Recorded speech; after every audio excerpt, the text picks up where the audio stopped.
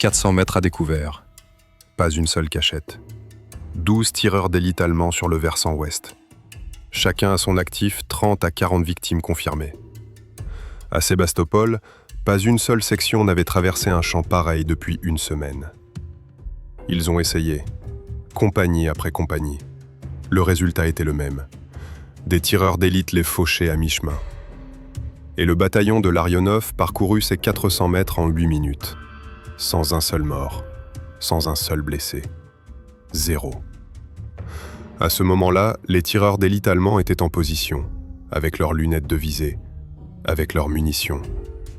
Ils fixaient les assaillants droit dans les yeux. Mais ils n'ont rien vu. Absolument rien. Comment ? Larionov passa 3 jours à mesurer l'angle du soleil au-dessus de l'horizon. Il calcula l'heure exacte, 17h47. À ce moment précis, le soleil éclairait directement les positions allemandes. Un rayon direct, sans aucune diffusion. Il commença son attaque à exactement 17h47. Les commandants des bataillons voisins le prenaient pour un fou. L'état-major l'interdit. Le commissaire menaça de le traduire en cour martiale. « Attaquer face au soleil couchant, vous allez aveugler vos propres hommes !» Larionov resta silencieux et se prépara. Lorsque le bataillon sortit des tranchées, les voisins scrutèrent la scène aux jumelles. Ils s'attendaient à un massacre. Ils préparèrent des brancards. 8 minutes plus tard, le bataillon se couchait dans les positions ennemies, sains et saufs. 12 nids de tireurs d'élite, capturés. Tireurs d'élite capturés. N'ont pas tiré un seul coup de feu. Voici l'histoire d'un commandant de bataillon qui a déjoué les meilleurs tireurs d'élite de la Wehrmacht en exploitant un détail qu'ils avaient oublié de prendre en compte. Soleil. 23 juin 1942. Sébastopol a tenu bon pendant 198 jours. Les Allemands ont lancé la 11e armée sur la ville. L'artillerie a pilonné la ville jour et nuit. La ville tombait en ruine. Les blessés agonisaient dans les caves. Les munitions commençaient à manquer. Le bataillon de Larionov était stationné dans le secteur défensif nord. La colline 173. Sur les cartes, ce n'est qu'un numéro. Pour les soldats, c'est un point stratégique. Qui contrôle la colline contrôle les accès à la baie. Sergueï Larionov, capitaine, 31 ans, commandant du 2e bataillon du 388e régiment de fusiliers. Petit et nerveux, son visage buriné par le soleil de Crimée était marqué par les intempéries. Ses yeux, clairs, presque gris, fixaient intensément, longtemps. Sous son regard, les gens se mirent à s'agiter. Il parlait peu. Quand il le faisait, tout le monde l'écoutait. Je suis né dans la région de Saratov, au village de Baltaï. Mon père était géomètre, ma mère était institutrice. Sergueï était le 3e d'une famille de 5 enfants, ni le plus intelligent, ni le plus fort, mais le plus têtu. Lorsqu'il entreprenait une tâche, il la menait à bien, même si tous ceux qui l'entouraient abandonnaient. Son père l'emmenait travailler avec lui, l'été, quand les champs étaient brûlés jusqu'à n'être plus qu'une croûte jaune. Il lui apprit à observer la terre, à repérer le ravin, la source, le meilleur endroit pour construire une route. « La terre ne ment pas », disait mon père. « Apprends à la lire, elle te dira tout. » Sergueï étudiait. Il pouvait rester des heures penché sur une carte, comparant les altitudes, les pentes et les cours d'eau. Il voyait le paysage comme s'il le survolait, tel un oiseau. Il était un élève moyen. Les maths, c'était facile. La littérature, c'était une autre histoire. Mais il connaissait la géographie mieux que son professeur. Il pouvait fermer les yeux et décrire n'importe quelle partie de la carte, chaque repli du terrain. Après le lycée, j'ai suivi une formation de géomètre à Saratov. J'y ai passé 2 ans et obtenu mon diplôme avec mention. J'ai travaillé avec mon père, délimitant les parcelles des fermes collectives. J'ai tracé des routes et choisi l'emplacement des étangs. J'ai adoré ce travail. Le silence, les cartes, la précision. En 1938, j'ai été enrôlé dans l'armée. Service militaire obligatoire. J'ai été affecté à un régiment de fusiliers. Un adjudant a remarqué que le soldat Larionov comprenait mieux les cartes que les officiers. Il a été transféré au quartier général du bataillon comme adjoint au chef du renseignement.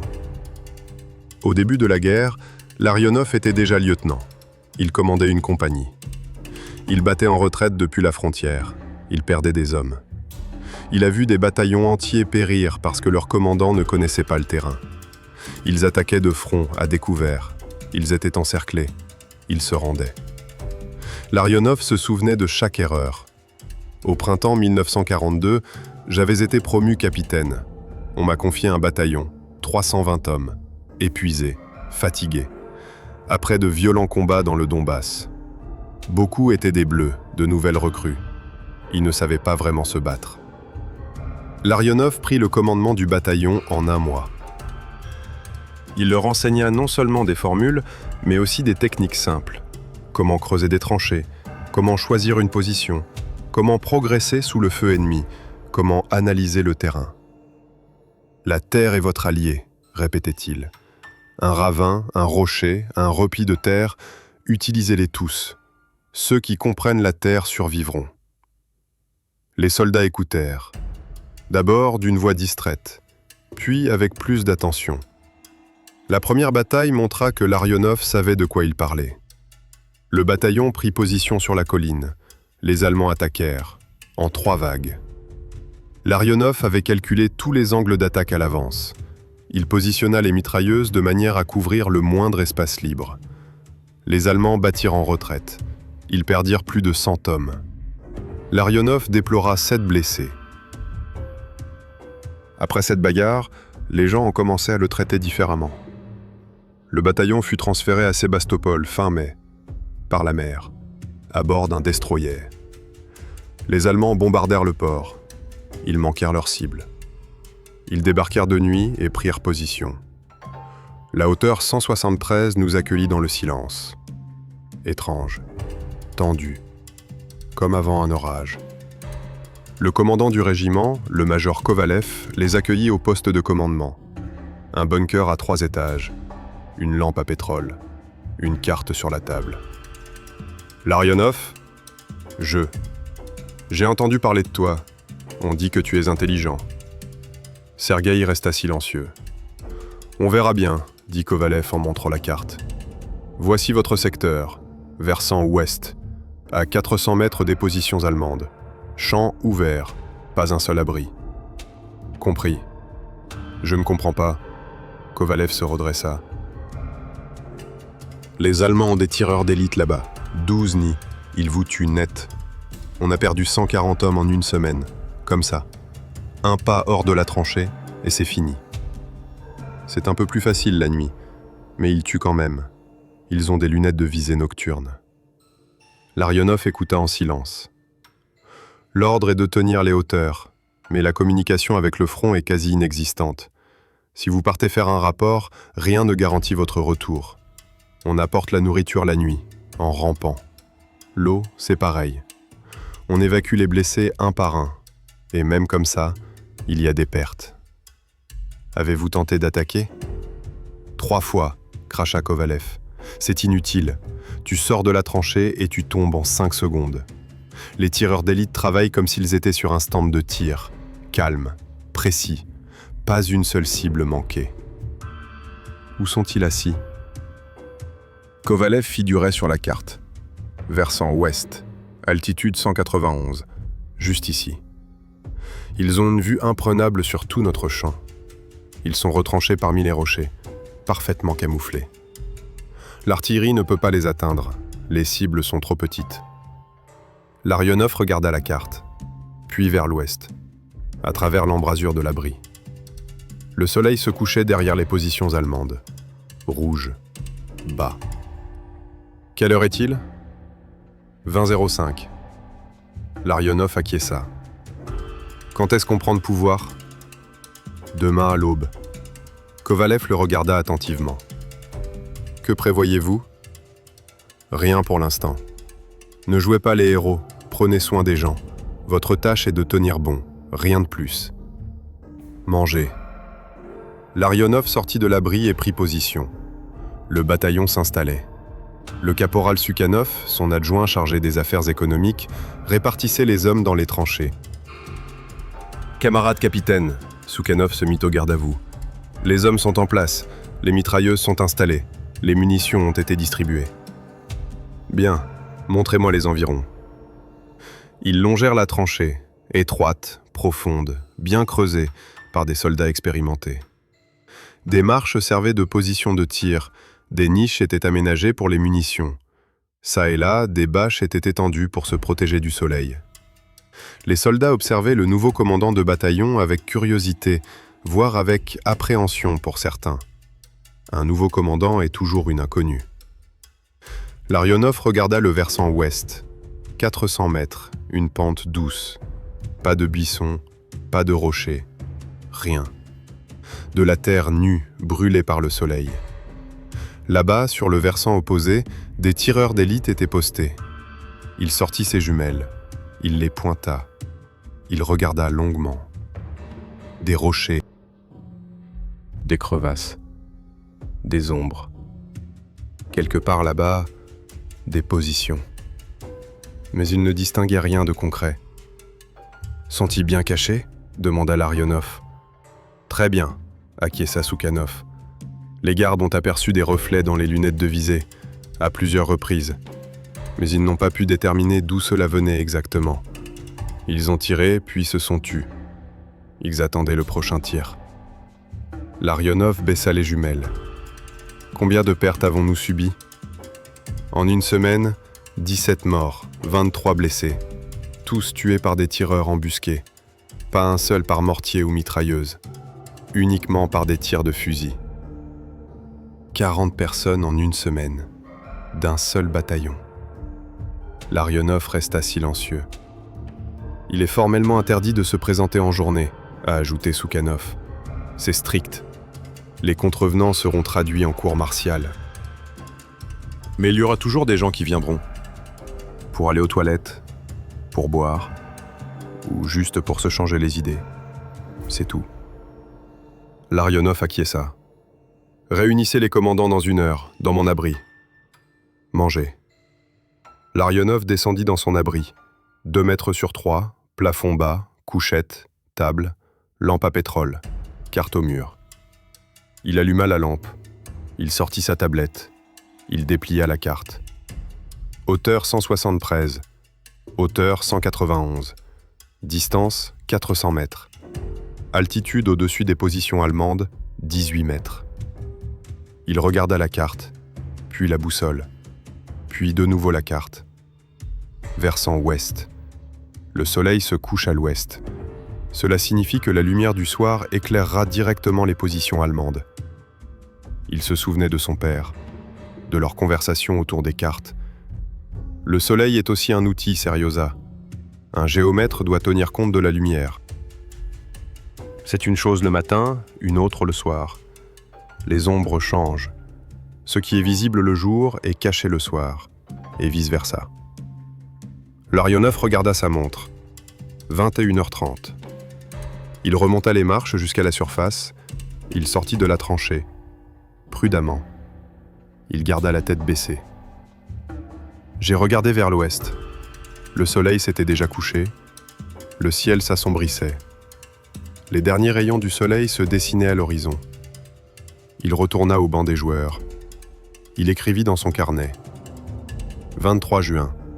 Coucher du soleil, 20h47. 1 heure plus tard, les commandants arrivèrent. 3 d'entre eux. Des commandants de compagnie. Lieutenant Gourov, première compagnie. 35 ans. Carrière. Combat depuis le premier jour. Visage impassible. Parle rarement.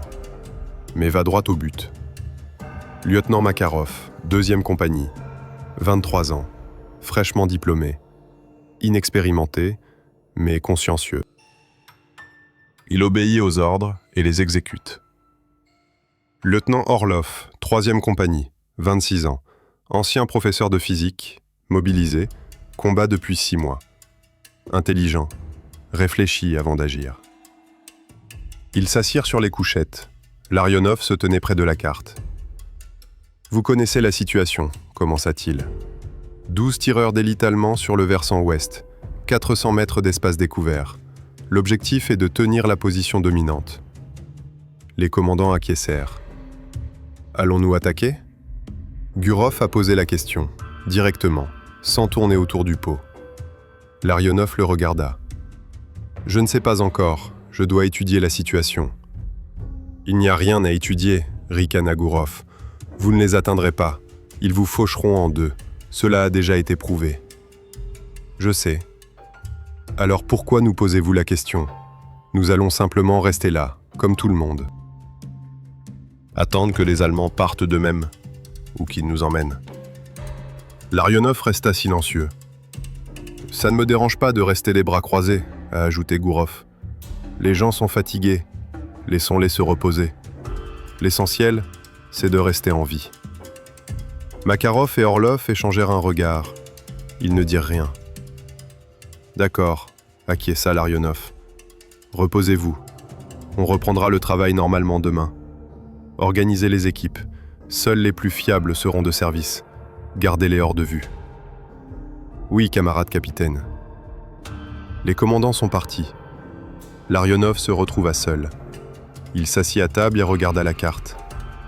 400 mètres. 12 tireurs d'élite. Champ ouvert. Il ferma les yeux. Il imagina la pente, le soleil, la direction de la lumière. Et si... Non, c'est trop fou. Il ouvrit les yeux, éteignit la lampe, s'allongea sur la couchette. Mais je n'arrivais pas à dormir. La matinée du 24 juin a commencé par un coup de feu.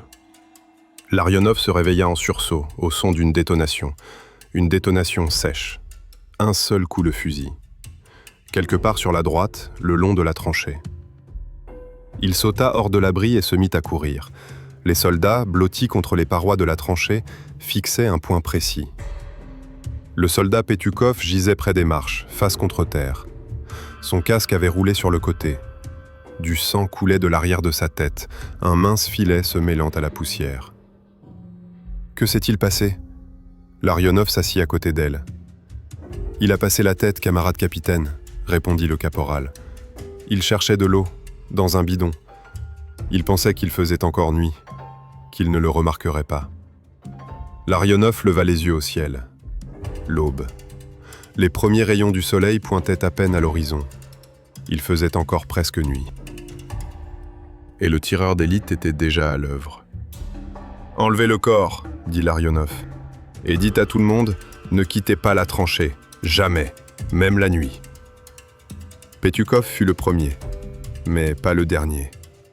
À l'heure du déjeuner, 2 autres soldats furent tués. Le soldat Somov passa la tête pour observer les positions allemandes. Une seconde plus tard, une balle lui transperça la tempe.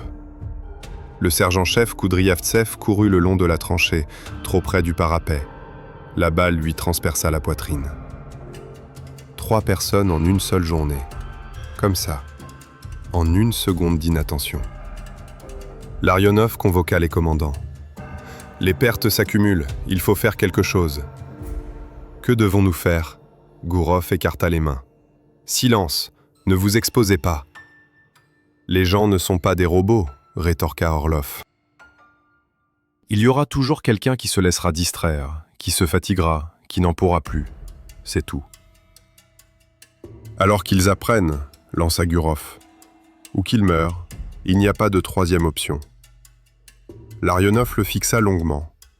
Gurov ne détourna pas le regard. « Très bien, » dit Larionov. « Continuez à surveiller, plus strictement. Renforcez les gardes. » Le soir venu, il remonta à la surface, prudemment. Seuls ses yeux dépassaient du parapet. J'ai regardé vers l'ouest. Le soleil se couchait. Un disque rouge au-dessus de l'horizon, directement au-dessus des positions allemandes. Il regarda sa montre. 20:05. Retour au banc des joueurs.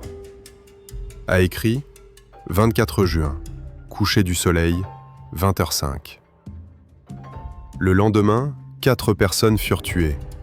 Le messager Makouchine portait un rapport au quartier général du régiment. Il sauta de la tranchée et courut en zigzag. 50 mètres plus loin, il s'écroula. Une balle dans le dos. Il mourut 1 minute plus tard. Le sapeur Timofeyev réparait un parapet. Sa pelle dépassait de la tranchée.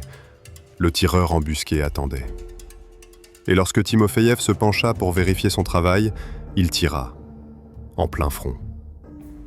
Le cuisinier Yefremov avait apporté le déjeuner dans des thermos. Il les posa par terre et se redressa.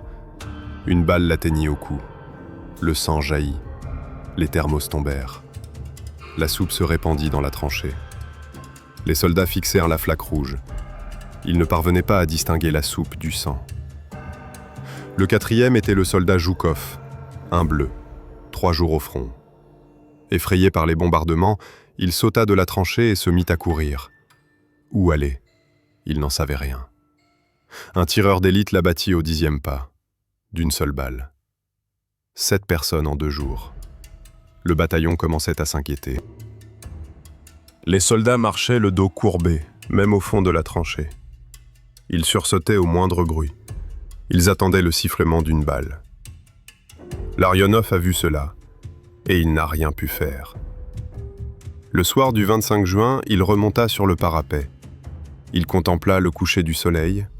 Il nota l'heure. 20:03. Le soleil se couchait exactement derrière les positions allemandes. Chaque jour, au même endroit. Il retourna à l'abri. Il sortit une carte, une boussole et un rapporteur. Altitude 191. Cap 270 degrés. Plein ouest. Il fixa longuement la carte. Quelque chose tourbillonnait dans sa tête. Une pensée, vague, informe. Le soleil se couche à l'ouest. Il éclaire directement les positions allemandes. Et si... On frappa à la porte, interrompant ainsi ses pensées. « Camarade capitaine, le commandant Kovalev vous appelle au poste de commandement. » Larionov est parti. Les commandants de tous les bataillons se rassemblèrent au poste de commandement. 5 d'entre eux. Kovalev se tenait près de la carte. « Commandant, l'ordre a été reçu. Une offensive générale débutera dans 3 jours. L'objectif est de chasser les Allemands des hauteurs environnantes. Votre mission est d'attaquer le versant ouest. Prenez la colline 191. » Silence. Puis tout le monde s'est mis à parler en même temps. « Camarade-major, c'est du suicide. À travers un champ ouvert, sous le feu des tireurs d'élite, nous n'aurons même pas de préparation d'artillerie normale. » Kovalev leva la main. Un silence général s'installa. Préparation de l'artillerie, 20 minutes, puis l'attaque. 2 bataillons, simultanément, de directions différentes. « Ça ne changera rien, » dit le commandant du 1er bataillon. « Les tireurs d'élite sont cachés dans les rochers. L'artillerie ne pourra pas les atteindre. Cela ne vous atteindra peut-être pas, mais cela vous distraira, pendant ces 20 minutes. Et puis ? Alors tu courras, vite, et tu devras y arriver dans les 3 ou 4 minutes qu'il leur faut pour reprendre leurs esprits. » 400 mètres en 3 minutes ? Lança un autre commandant en riant. En équipement complet ? Camarade-major, nous ne sommes pas des sprinteurs. Puis en 4, en 5, au fur et à mesure que vous le pouvez. L'essentiel, c'est d'y arriver. Larionov restait silencieux. Il écoutait. Il faisait des calculs mentaux. 400 mètres. Un bataillon, 300 hommes, en ligne. Intervalle, 5 mètres. Vitesse d'attaque, 1 mètre par seconde, peut-être 1,5 mètre. En tenant compte de la montée, moins. 6 à 7 minutes minimum. Après le bombardement d'artillerie, les tireurs d'élite reprendront leurs esprits en 2 ou 3 minutes. 4 minutes maximum. Il ne reste que 3 minutes de terrain dégagé. Sous le feu ennemi, les pertes seront énormes. « Des questions ?» demanda Kovalev. Larionov leva la main. Quel bataillon attaque ? La 2e et la 4e. La tienne et celle de Grinev. Kovalev le regarda. Quelque chose ne va pas ? Non, tout est clair. Alors vous êtes libre. Préparez-vous. L'attaque aura lieu le 28 juin, à 8 heures du matin. Les commandants partirent. Larionov s'attarda. Camarade major, puis-je vous poser une question ? Parlez. Pourquoi précisément à 8 heures du matin ? Kovalev haussa les épaules. Le quartier général a pris sa décision. Ils ont dit que c'était le moment idéal. Le soleil est déjà haut, la visibilité est bonne. Pourquoi cette question ? Simple curiosité. Kovalev le regarda d'un air étrange. Tu prévois quelque chose ? Pas encore. Écoute, n'y réfléchis pas trop. Un ordre est un ordre, tu l'exécuteras. Compris. Larionov retourna à son abri. Il s'assit à la table et sortit un carnet. L'attaque aura lieu le 28 juin à 8 heures. Le soleil est à l'est. Il brille sur nous. Il brille sur le visage des Allemands. Il a consulté les dossiers. 23 juin, coucher de soleil, 20h47. 44 juin, coucher du soleil, 20h05. 25 juin, coucher de soleil, 20h03. Il prit un crayon et commença à compter. Soleil, azimut, altitude au-dessus de l'horizon, angle d'incidence des rayons. J'ai compté 1 heure, 2, 3. Les chiffres formaient une image. À 8 heures du matin, le soleil brille à l'est, à un angle de 30 degrés. Les Allemands regardent vers l'est. Le soleil les éblouit, mais pas directement. Il est oblique. On peut plisser les yeux, on peut se protéger avec la visière. Inconfortable, mais supportable. Et le soir, le soleil se couche précisément à l'ouest, derrière les positions allemandes. Si vous attaquez par l'est, le soleil vous aveuglera. Les Allemands regardent vers l'est, le soleil les frappe en plein visage. Un rayon direct, bas et aveuglant. Mais quand ? À quelle heure précisément ? Il se leva, il quitta l'abri, il gravit les marches de la tranchée, prudemment. Il suffisait de garder les yeux au-dessus du parapet. J'ai regardé vers l'ouest. Le soleil était déjà bas, pas encore tout à fait couché. Il flottait au-dessus de l'horizon, rouge, lumineux. Il plissa les yeux. Ça lui faisait mal de regarder. Il se laissa retomber. Il regarda sa montre. 19h45. J'ai attendu 10 minutes. Je me suis relevé. Le soleil est encore plus bas, encore plus brillant. On ne voit rien. 1955. Encore 10 minutes. Le soleil est presque à l'horizon. Immense, rouge. Il éblouit tellement que les larmes coulent. 20h05. Encore 5 minutes. Le soleil effleura l'horizon. Il commença à se coucher. 20h10. Il descendit dans la tranchée. Il retourna à l'abri. Il nota. 26 juin. Le soleil commença à se coucher à 20h05. Il se coucha complètement à 20h15. 10 minutes. Le soleil est bas à l'horizon, juste devant mes yeux, complètement aveuglant. Mais c'est le coucher du soleil. Le soleil se couche.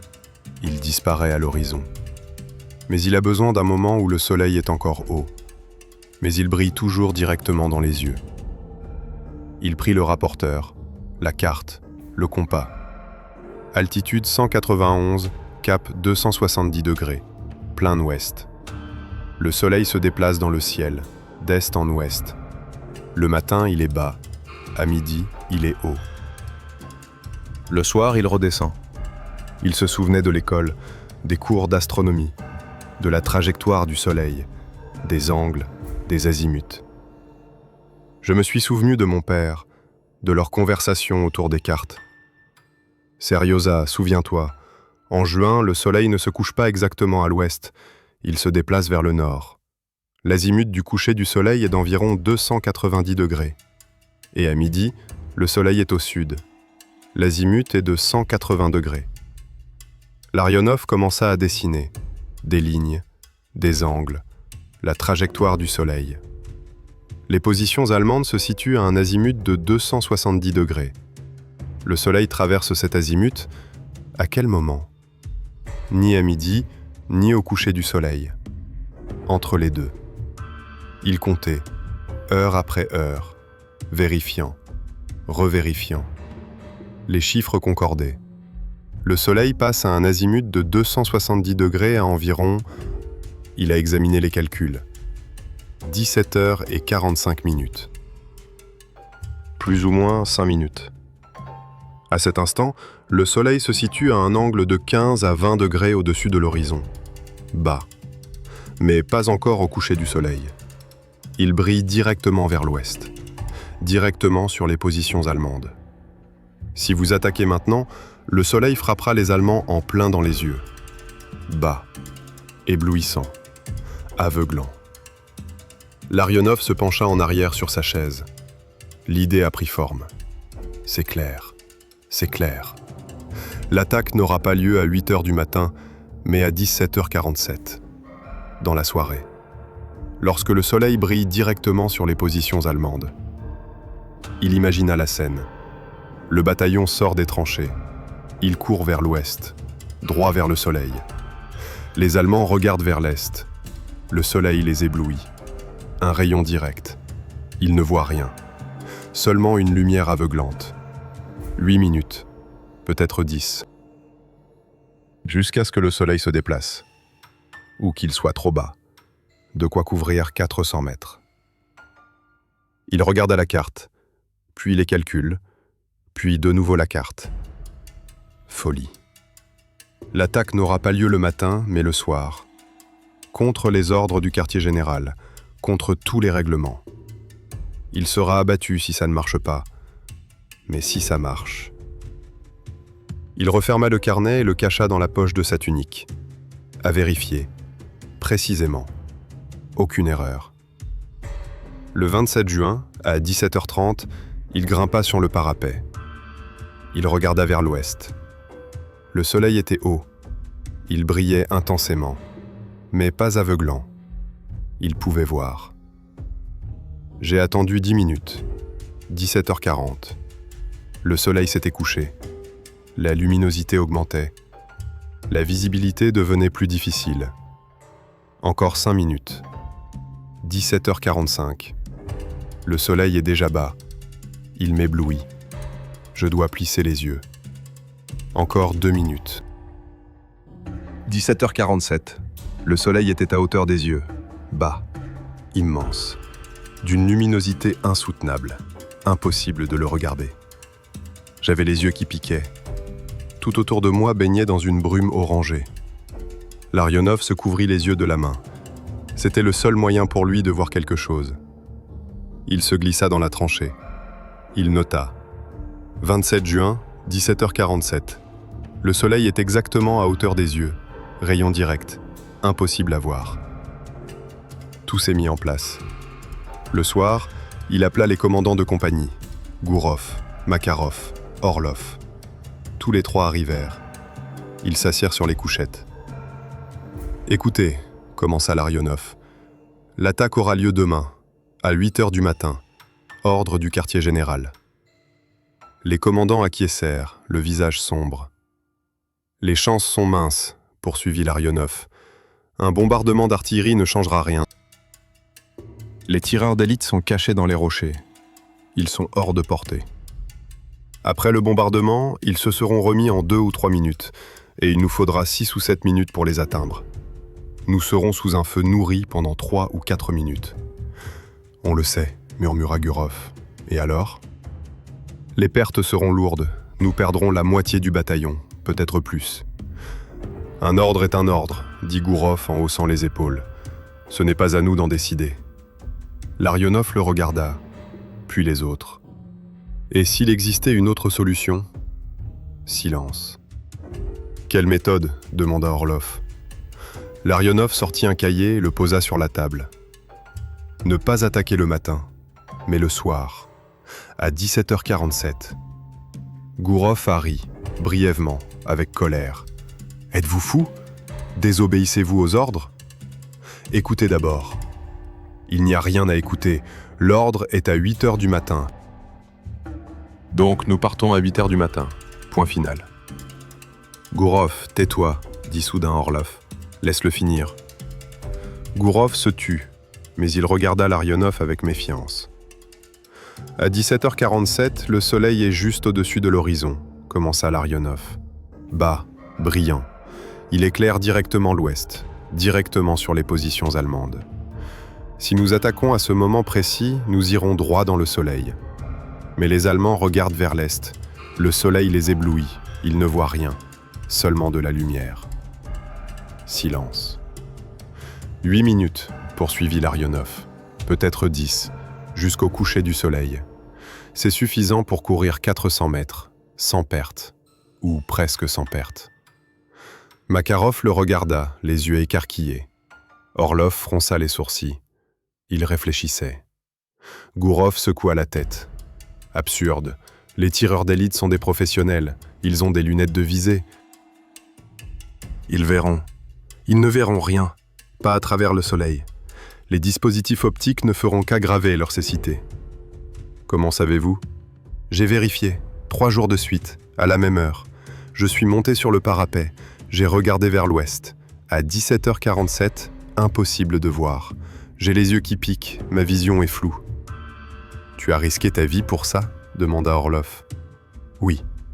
Orlov hocha lentement la tête. Intéressant. Mais il y a un problème. L'ordre est donné à 8h du matin.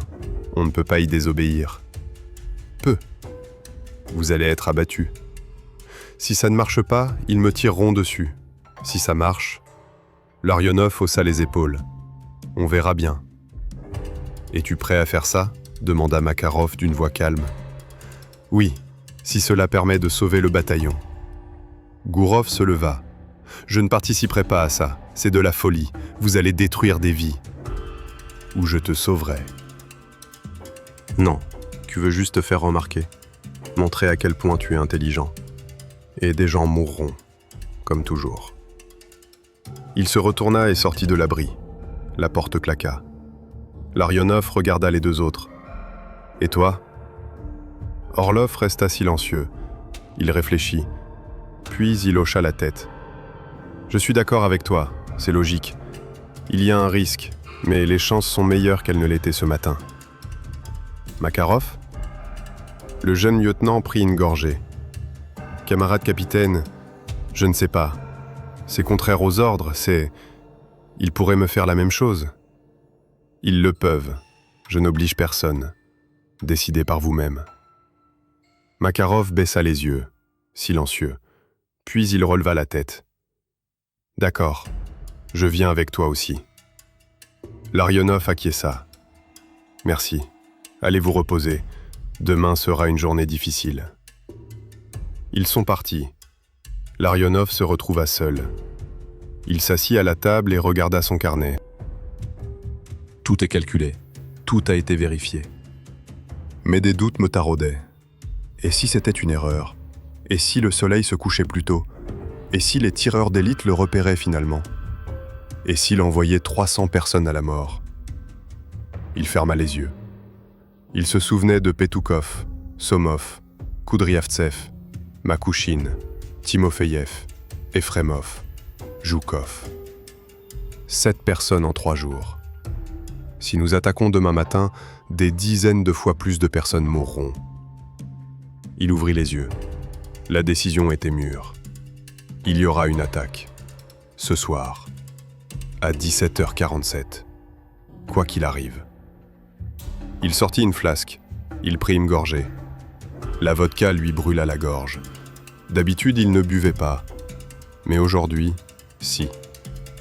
Il s'allongea sur la couchette et ferma les yeux. Le sommeil ne tarda pas à venir.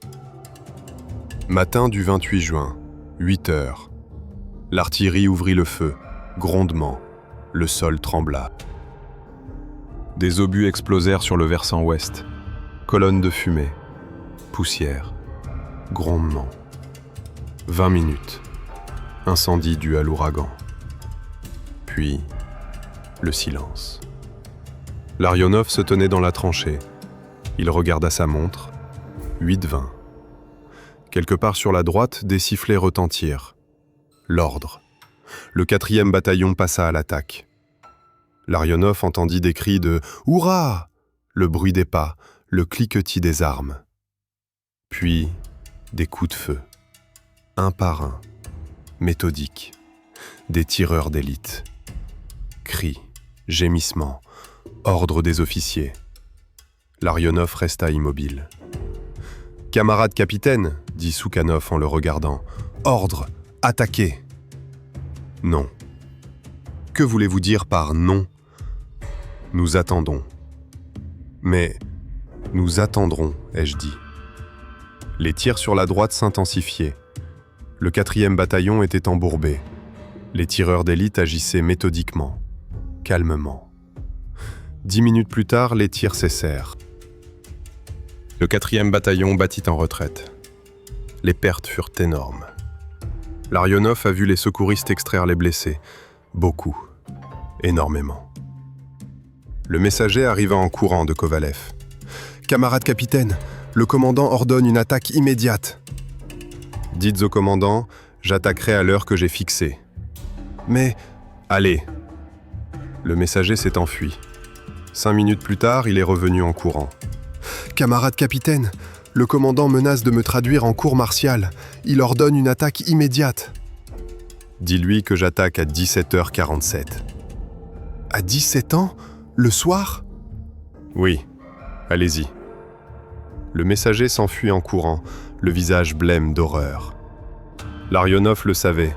Kovalev allait piquer une crise. Il enverrait un détachement de blocage, où il viendrait lui-même, armé d'un pistolet. Mais il reste encore 9 heures avant le soir.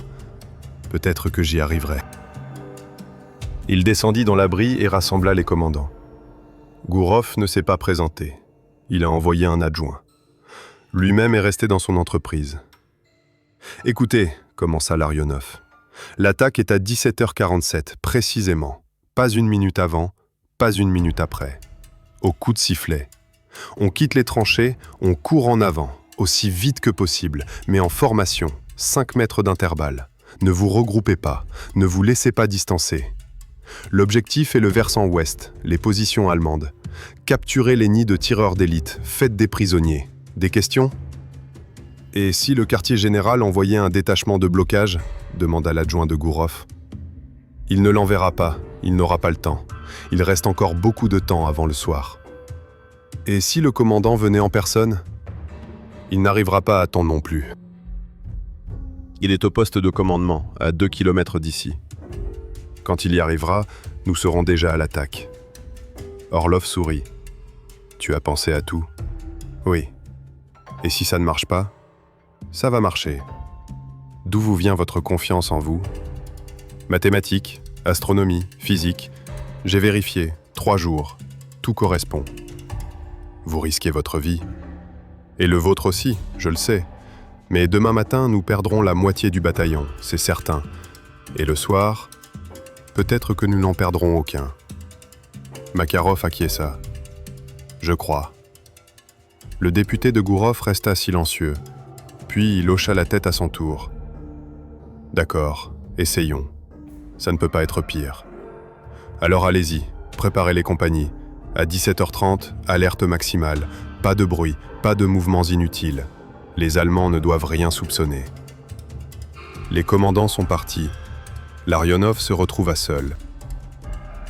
Il sortit son carnet et vérifia à nouveau ses calculs. Tout est correct.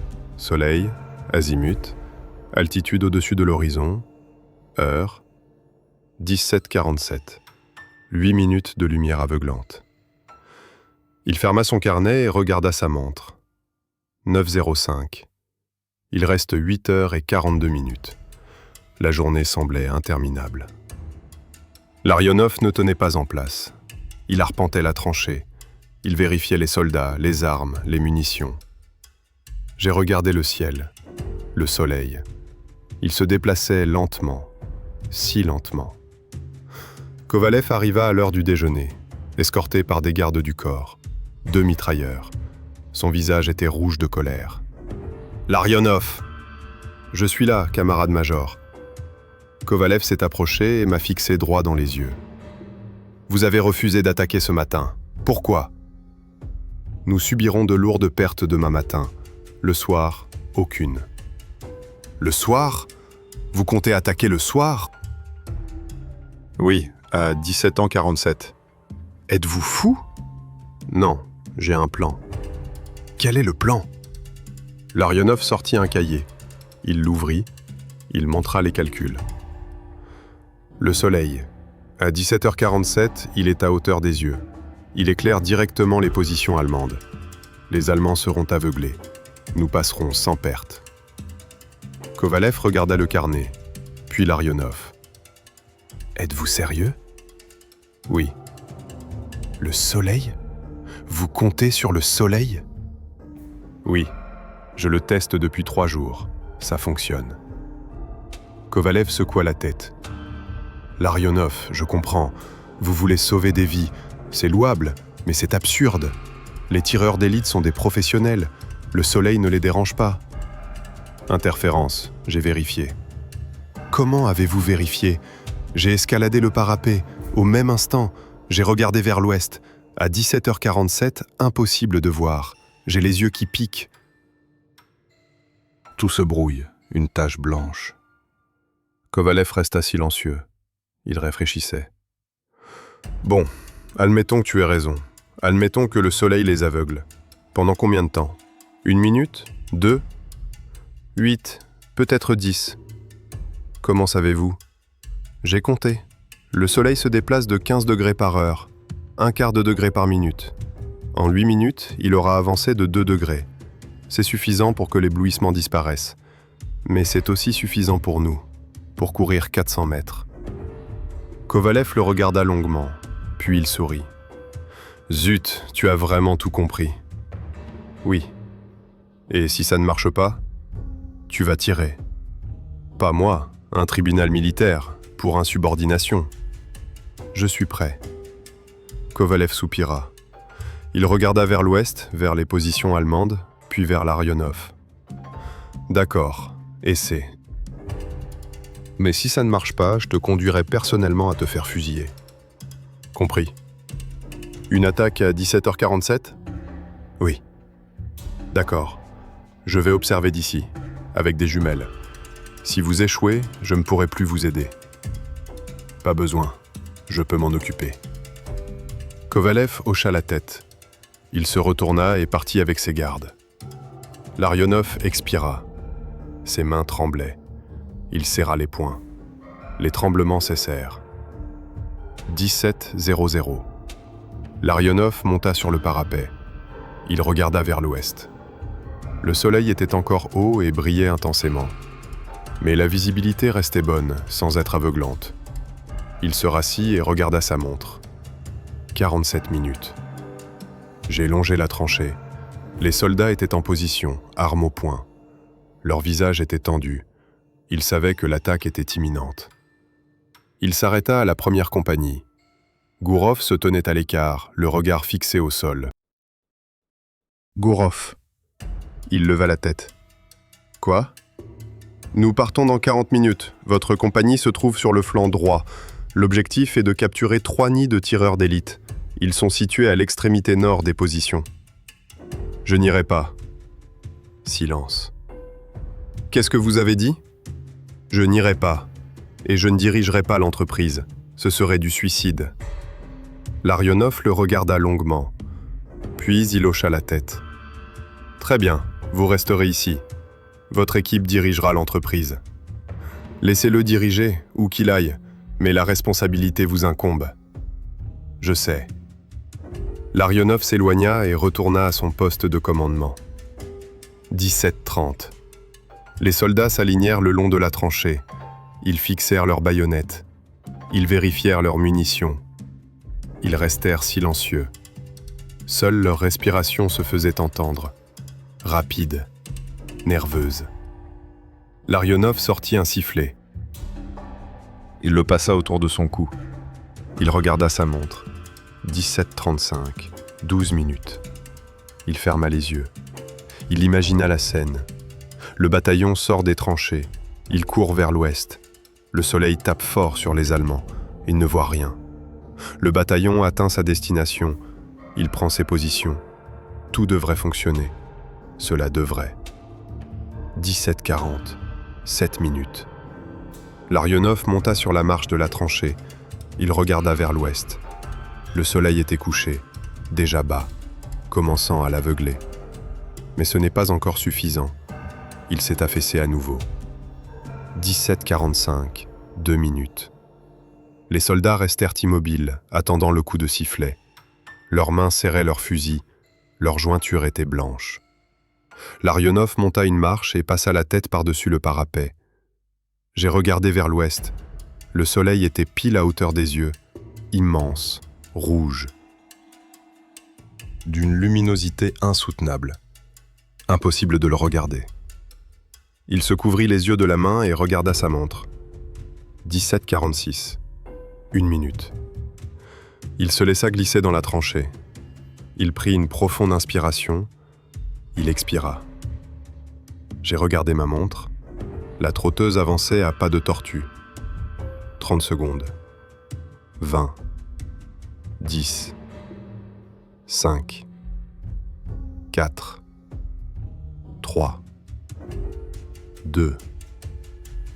1. 17h47. Larionov sauta sur le parapet. Il leva son sifflet. Il souffla dedans. D'un ton sec, strident. « Attaquez ! Pour la mère patrie !» Et il courut.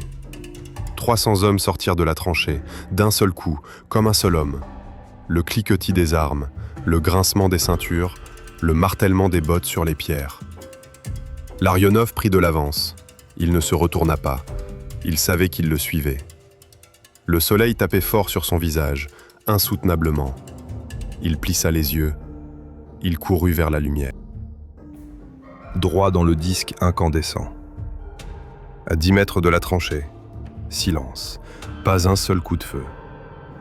20 mètres. Tout est encore calme. Seul le cliquetis de centaines de pas se fait entendre. Des respirations, des bruits de ferraille. 30 mètres. Larionov jeta un coup d'œil en arrière. Le bataillon évoluait en ligne déployée. Les intervalles étaient respectés. La formation restait tendue. Bravo. Il se retourna et continua à courir. 50 mètres. Aucun coup de feu n'a été tiré. Ça marche. Mon Dieu, ça marche. 70 mètres. J'avais la poitrine en feu. L'air me brûlait les poumons. Équipement complet, mitrailleuse, munitions, grenades, environ 20 kilos. Courir était difficile, mais il a couru. 100 mètres. Soukhanov respirait tout près, lourdement, par intermittence. Son visage était rouge, mais il courait, il ne se laissait pas distancer. Ça marche. Camarade capitaine, ça marche. Larionov ne répondit pas. Il retenait son souffle. 120 mètres. Un quart du trajet parcouru. Toujours le silence. Pas un seul coup de feu des Allemands. Il ne voit rien. Absolument rien. 150 mètres. Larionov sentit le soleil se déplacer légèrement. À peine. Mais il n'était plus aussi aveuglant. Il pouvait voir sans plisser les yeux. Cela signifie que les choses deviennent plus faciles pour les Allemands aussi. Nous en avons besoin plus rapidement. « Dépêche-toi !» cria-t-il. « Plus vite !» Le bataillon accéléra le pas. La ligne s'étira. Certains étaient en tête, d'autres en queue, mais tous couraient. 200 mètres. À mi-chemin. Le soleil continuait de se déplacer, lentement, inexorablement. Larionov observa les positions allemandes. 200 mètres plus loin, des rochers, des crevasses. Quelque part là-bas, des tireurs de litte. Ils reprennent leurs esprits. Ils se frottent les yeux, ils clignent des yeux, ils essaient de voir. Encore combien? 1 minute? 2? 250 mètres.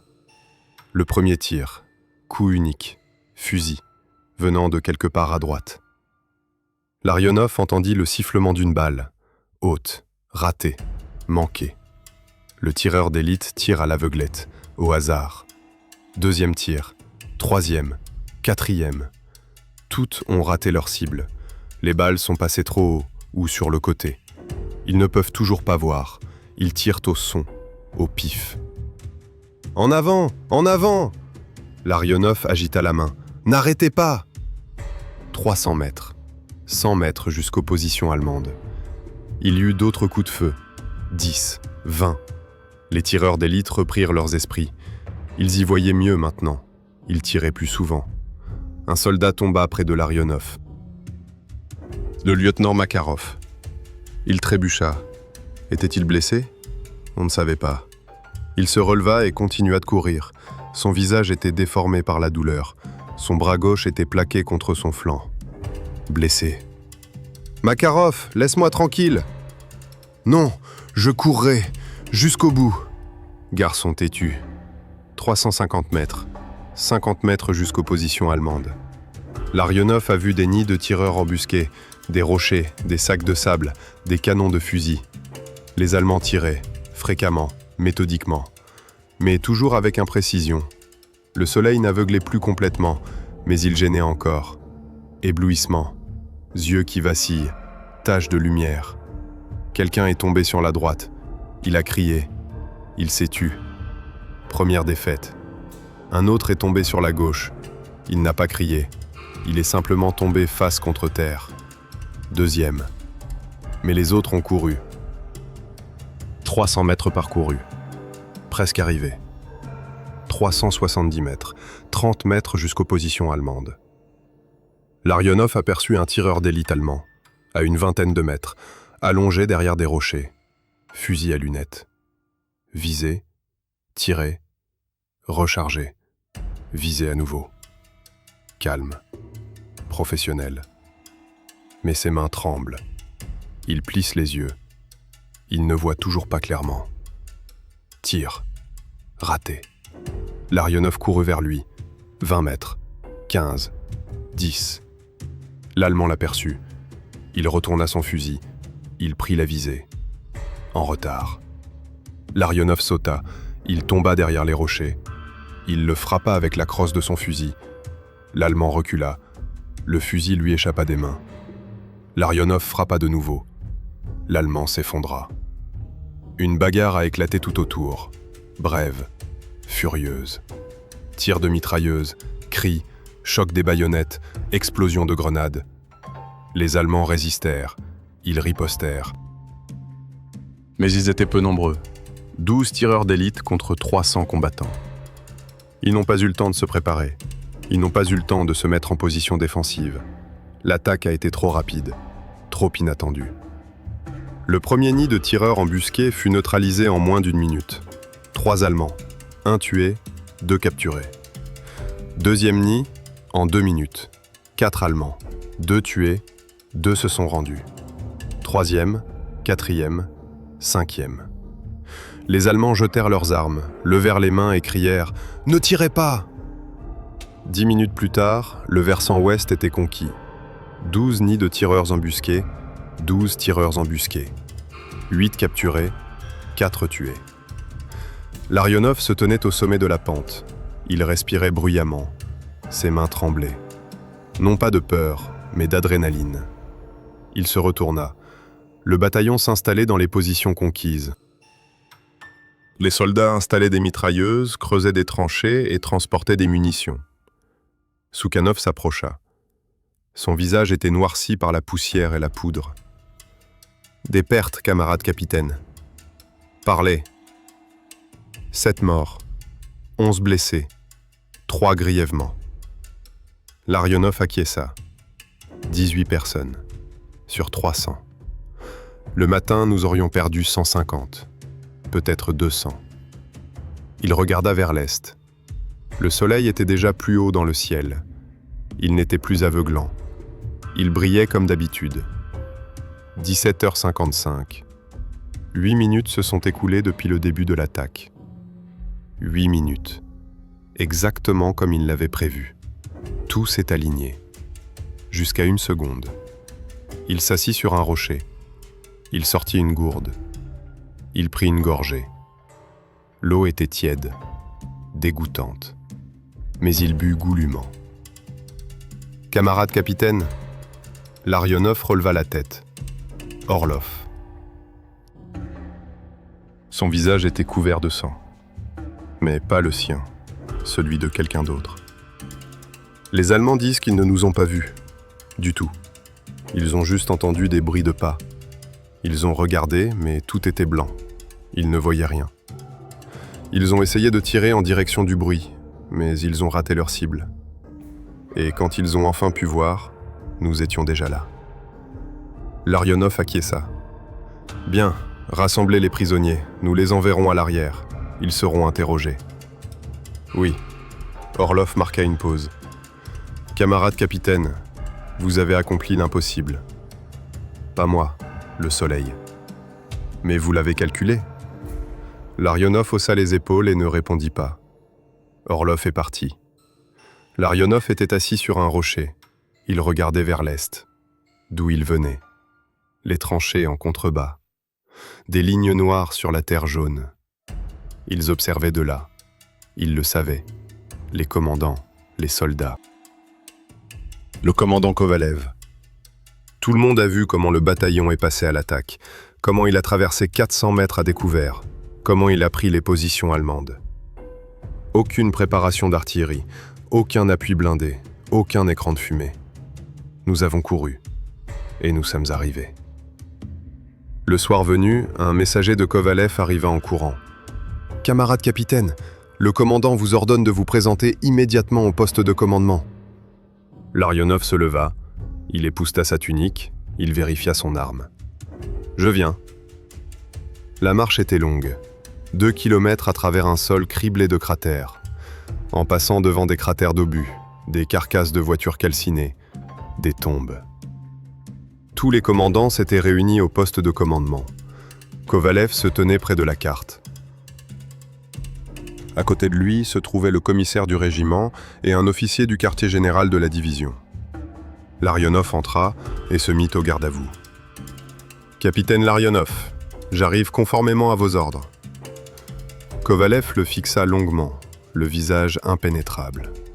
« Larionov, vous avez désobéi aux ordres. »« Oui, monsieur. »« Attaqué au mauvais moment, non autorisé. »« Oui, monsieur. » A exposé le bataillon à des risques inutiles.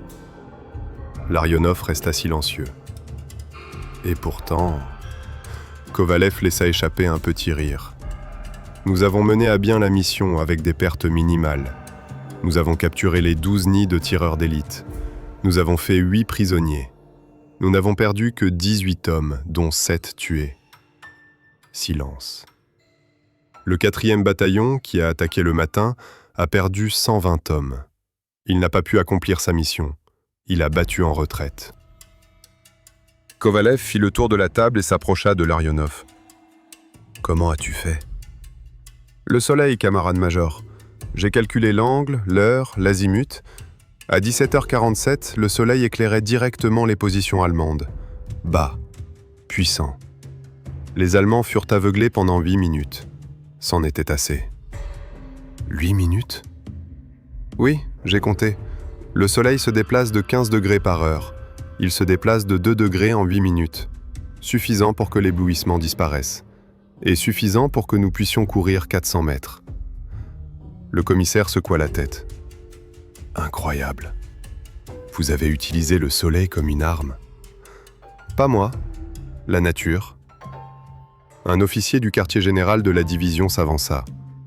Capitaine, lieutenant-colonel Reznikov, chef du département des opérations de la division. Dites-moi, cette méthode est-elle reproductible ? Larionov pensa. C'est possible. Mais certaines conditions sont nécessaires. Lequel ? Attaquer d'est en ouest, le soir. L'heure exacte sera calculée à l'aide d'une carte et de tables astronomiques, en terrain dégagé. Les positions allemandes se trouvent sur le versant ouest. Le soleil doit les éblouir. Donc, pas toujours ? Non, seulement sous certaines conditions. Le terrain, l'heure, la direction de l'attaque, tout doit correspondre. Reznikov acquiesça.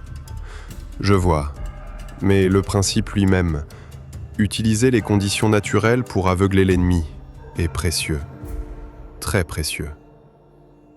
Il sortit un carnet et commença à écrire. Larionov restait immobile et silencieux, fatigué, très fatigué. Il avait envie de s'allonger, de fermer les yeux et de ne penser à rien, Mais il resta debout. Son dos était droit, son visage était calme. Kovalev s'est rapproché. « Larionov, vous avez désobéi aux ordres. Conformément au règlement, vous devriez être traduit en cour martiale. Mais vous avez accompli votre mission. Vous avez sauvé des vies. Par conséquent, il marqua une pause. Je vous présente mes remerciements, au nom du commandement du régiment. Larionov acquiesça. Je sers l'Union soviétique.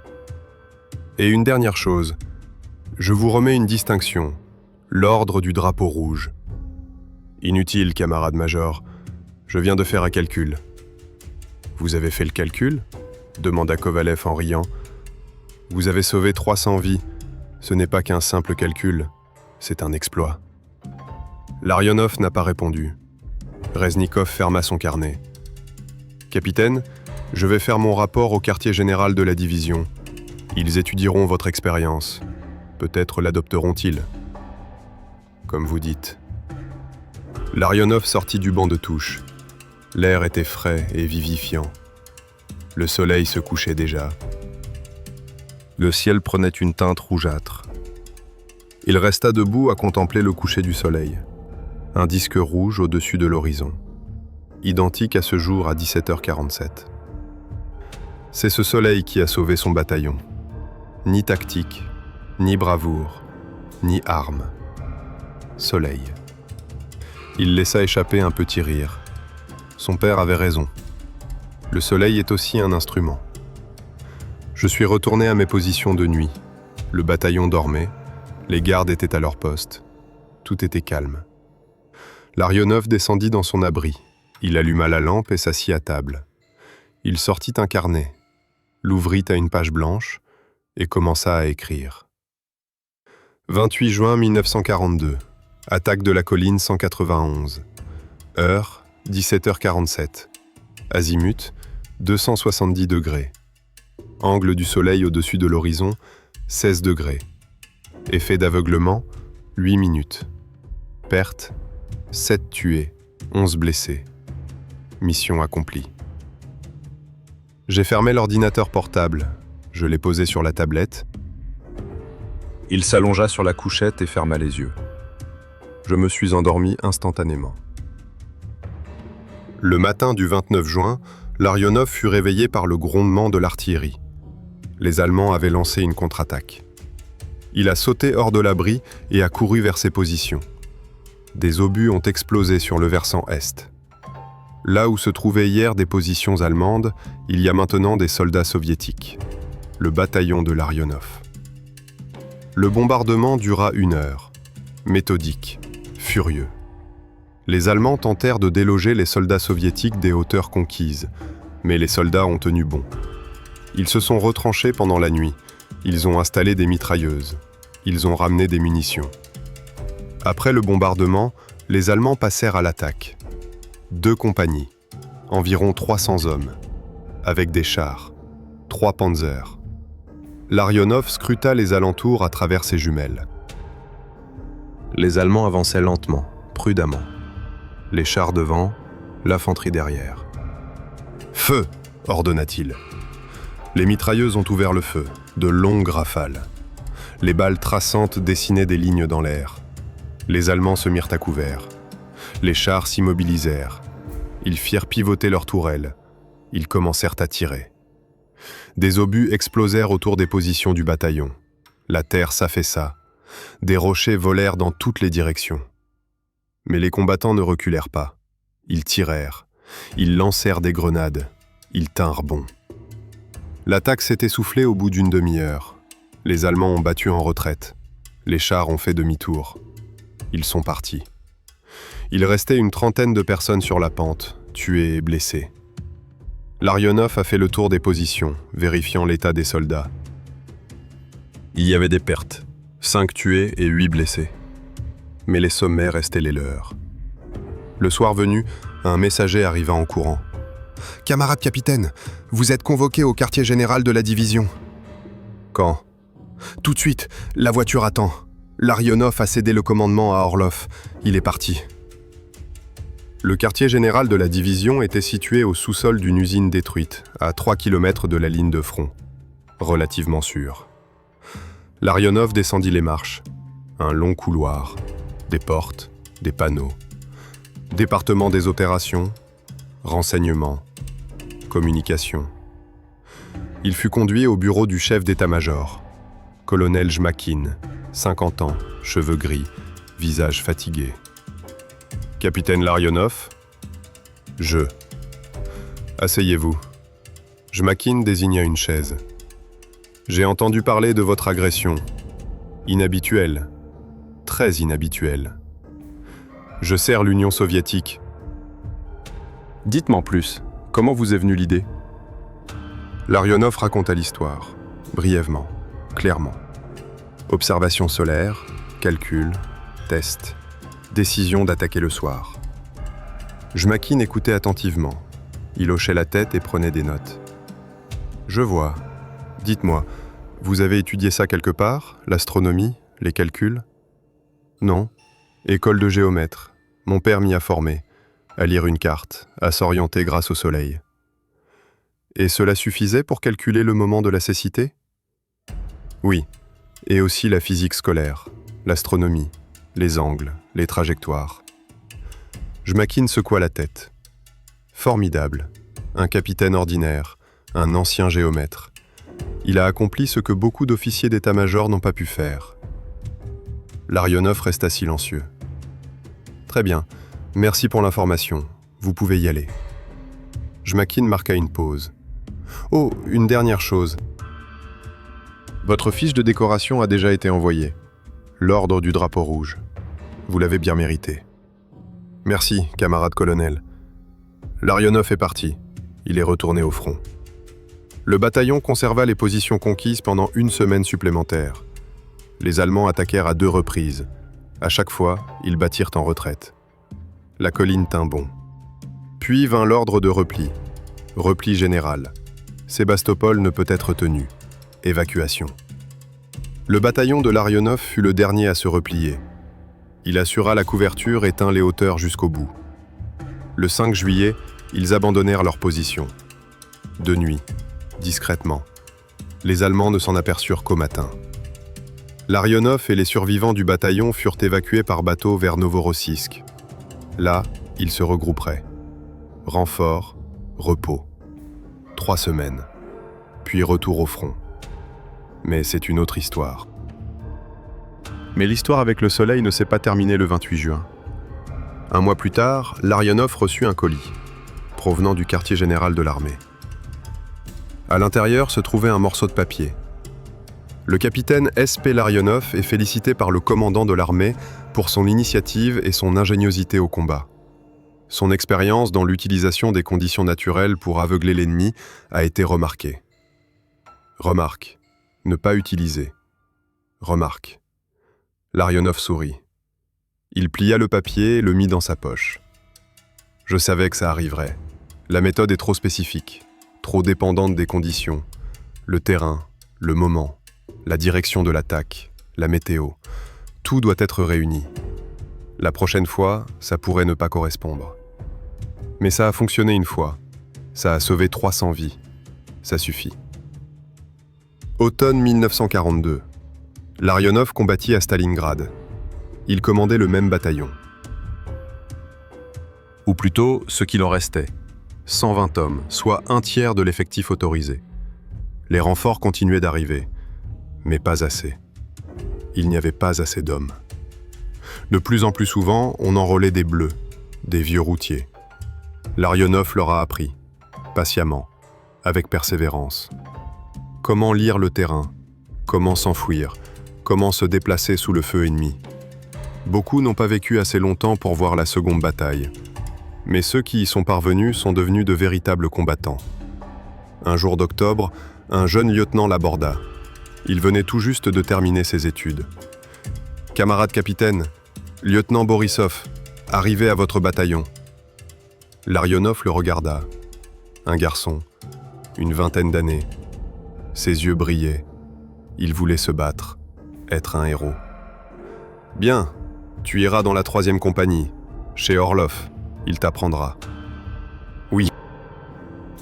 Borisov marqua une pause. Camarade capitaine, à l'académie, on nous a parlé de votre attaque, près de Sébastopol. Comment vous avez utilisé le soleil? Larionov était surpris. Vous l'ont-ils dit? Oui, l'instructeur de tactique. Il a dit que c'était un exemple de pensée non conventionnelle, utiliser les conditions naturelles au combat. Et qu'a-t-il dit d'autre? Il existe peu d'exemples de ce genre, mais ils sont précieux. Ils montrent que la victoire peut être remportée non seulement par la force, mais aussi par l'intelligence. Larionov acquiesça. Tu as raison, l'intelligence est plus importante que la force.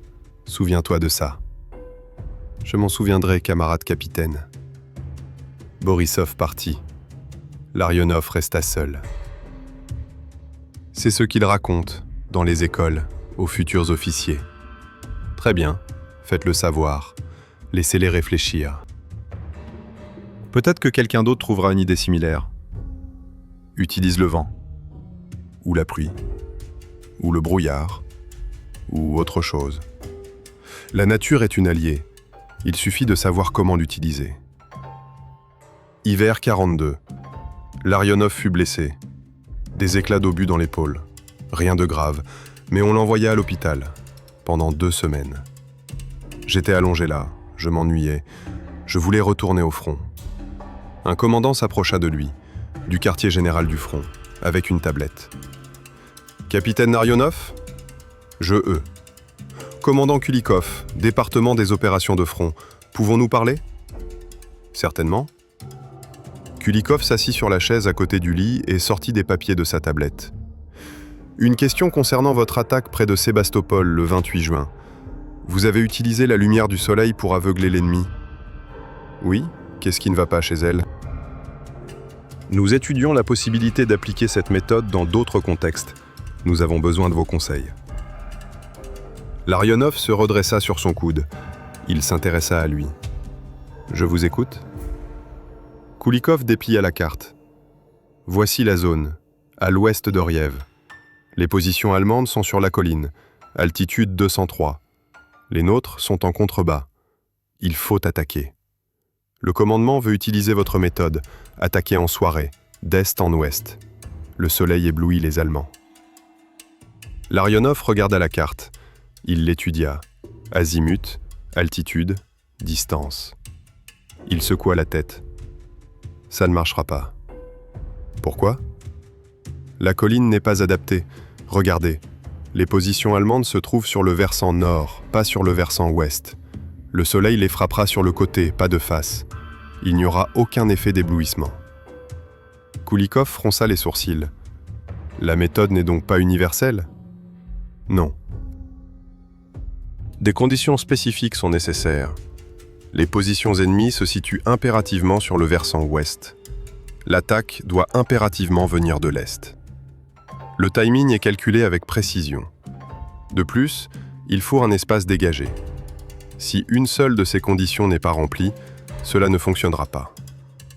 Je vois. Kulikov rangea la carte. Dommage. Le commandement avait de l'espoir. Essayez autre chose, un écran de fumée ou un barrage d'artillerie. Nous avons essayé. Cela n'a servi à rien. Les Allemands sont solidement retranchés. Larionov haussa les épaules. Alors attendez. La nature elle-même vous aidera peut-être. Du brouillard, une tempête de neige, autre chose. Kulikov hocha la tête et se leva. Merci pour vos conseils, capitaine. Bon rétablissement. Il est parti. Larionov se recoucha et regarda le plafond. Donc, cela ne peut pas se reproduire. Les conditions ne sont pas réunies. C'est bien ce que je pensais. La méthode fonctionne, mais seulement dans des circonstances très particulières, 1 fois sur 100, peut-être 1 fois sur 1000. Mais il a sauvé 300 vies une fois. Printemps 1943. Larionov est déjà major. Il commande un régiment, 900 hommes. Combat dans la zone des saillants de Koursk, position défensive, maintien des positions, attente de l'offensive allemande. Le 5 juillet, les Allemands lancèrent l'opération Citadelle, une opération d'envergure. Chars, artillerie, aviation. Le régiment de Larionov tint bon pendant 3 jours. Puis il battit en retraite. Puis il tint bon à nouveau. Puis il battit en retraite une dernière fois. Les pertes furent énormes. La moitié du régiment fut anéantie en 1 semaine. Mais ils ont tenu bon. Ils ne m'ont pas laissé passer. Fin juillet, les Allemands étaient épuisés. Ils s'arrêtèrent. Les troupes soviétiques lancèrent une contre-offensive. Le régiment de Larionov avança. Lentement, prudemment. Village après village, colline après colline. Un jour d'août, il se tenait sur les hauteurs conquises. Il regarda vers l'ouest. Le soleil se couchait, rouge, imposant. Orlov s'est approché de moi. Il était maintenant capitaine, le commandant du bataillon. « Magnifique », dit Orlov. « Oui. Vous souvenez-vous de Sébastopol, le 28 juin ? Je me souviens. C'est donc toi qui as utilisé ça, dit Orlov en désignant le soleil d'un signe de tête. Ça nous a tous sauvés. Pas moi. Les mathématiques. Les mathématiques ne se battent pas, ce sont les gens qui le font. Vous avez réfléchi, vous avez calculé, vous avez pris un risque. C'est un acte héroïque. Larionov resta silencieux. Ils restèrent là à contempler le coucher du soleil. Le soleil disparut lentement sous l'horizon. Le ciel devint rouge. La nuit tomba. « Pensez-vous, demanda Orlov, que quelqu'un d'autre tentera cela ? Je ne sais pas, peut-être, si les conditions sont réunies. Et s'ils ne correspondent pas ? Alors ils trouveront autre chose. Les gens savent réfléchir, surtout quand des vies sont en jeu. » Orlov acquiesça. Droite. Ils restèrent là encore un moment, puis ils descendirent, vers leurs unités. La guerre continua. Automne 1943, traversée du Dniepr. Le régiment de Larionov fut l'un des premiers à franchir le fleuve. La nuit, sur des bateaux, sous le feu ennemi. Les Allemands pilonnaient la rivière. Mortiers, mitrailleuses, des projecteurs illuminaient l'eau. Les bateaux brûlaient, ils coulaient. Les gens criaient, ils se noyaient. Larionov traversait la 3e vague. Le bateau tanguait fortement. L'eau jaillissait par-dessus bord. Les rameurs forçaient sur leurs rames. Un obus de mortier explosa sur la gauche. Une gerbe d'eau jaillit. Le bateau tangua. Larionov s'agrippa au bord. À droite, un autre bateau prit feu. De l'essence. Des gens sautèrent à l'eau. Certains regagnèrent la rive à la nage, d'autres non. Leur bateau arriva. Il s'échoua sur la rive. Les soldats sautèrent à l'eau et remontèrent la pente en courant. Larionov s'élança en avant, sa mitrailleuse prête à faire feu. Les Allemands tirèrent d'en haut. Les balles sifflaient. Des soldats tombèrent. Mais les autres ont couru, vers le haut, jusqu'aux tranchées allemandes. La bataille commença. Brève, brutale. Baïonnettes, crosses de fusil, grenades. Larionov a combattu aux côtés des siens. Un commandant doit être en première ligne, toujours. Au matin, la tête de pont était prise. 200 mètres le long du front, 100 mètres de profondeur. Minuscule. Mais à moi. Le régiment s'est retranché. Il a repoussé les contre-attaques, il a tenu bon. 3 jours plus tard, des renforts arrivèrent. La tête de pont fut agrandie. 1 semaine plus tard, un pont de bateau fut installé. Du matériel fut acheminé. L'offensive se poursuivit. Larionov arriva à Kiev, puis plus loin, vers l'ouest. Hiver 43, hiver 44. Printemps, été. Il a combattu, il a commandé. Il a conquis sommet après sommet, village après village, ville après ville. Des disparus, des renforts reçus, de nouveau perdus. Il a été blessé 2 fois. Il a subi une commotion cérébrale. Mais il est revenu, encore et encore. La guerre était sa vie, la seule. Il n'y avait rien d'autre. Automne 1944. Larionov est lieutenant-colonel. Il commande une brigade. 3000 hommes. Combat dans les pays baltes. Offensive. Rapide. Efficace. Les Allemands battent en retraite. Ils n'ont pas le temps de consolider leur position. Un jour de novembre, il fut convoqué au quartier général de l'armée, en urgence. Larionov arriva, il monta au bureau du commandant. Lieutenant général Petrov, 55 ans, cheveux gris, calme. « Asseyez-vous, Larionov. Je sers l'Union soviétique. J'ai beaucoup entendu parler de vous, un bon commandant, intelligent. » Petrov marqua une pause. « Et une dernière chose. Je me souviens de l'histoire de votre attaque, près de Sébastopol, en 1942. Vous avez utilisé le soleil. » Larionov acquiesça. « Oui, camarade général. Un cas inhabituel, un cas isolé. Personne d'autre ne l'a jamais reproduit. Les conditions ne le permettaient pas. Je comprends, mais le principe en lui-même, utiliser la nature comme une arme, c'est précieux, très précieux. » Petrov se leva. Il alla à la fenêtre, il regarda la ville en contrebas. « La guerre touche à sa fin, Larionov. Nous avançons. Les Allemands reculent, mais ils sont encore forts, toujours dangereux. Nous avons besoin de commandants comme vous, qui réfléchissent, pas seulement qu'ils suivent les ordres, mais qui réfléchissent. » « Merci, camarade général. » Petrov se retourna. « Je vous décerne l'ordre de la guerre patriotique, première classe, et le grade de colonel. Vous l'avez bien mérité. » Larionov se leva et se redressa. « Merci, camarade général. Je ferai de mon mieux pour justifier votre confiance. »« Tu y arriveras, j'en suis sûr. » Petrov lui tendit la main. « Vas-y, bats-toi, rapproche-toi de la victoire. » Larionov lui serra la main et partit. Colonel, commandant de brigade, ordre. Il n'avait pas prévu d'obtenir ce résultat, mais il a fonctionné. Tout cela est dû à cette attaque. Le 28 juin 1942.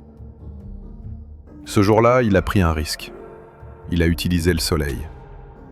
Et il a sauvé 300 vies.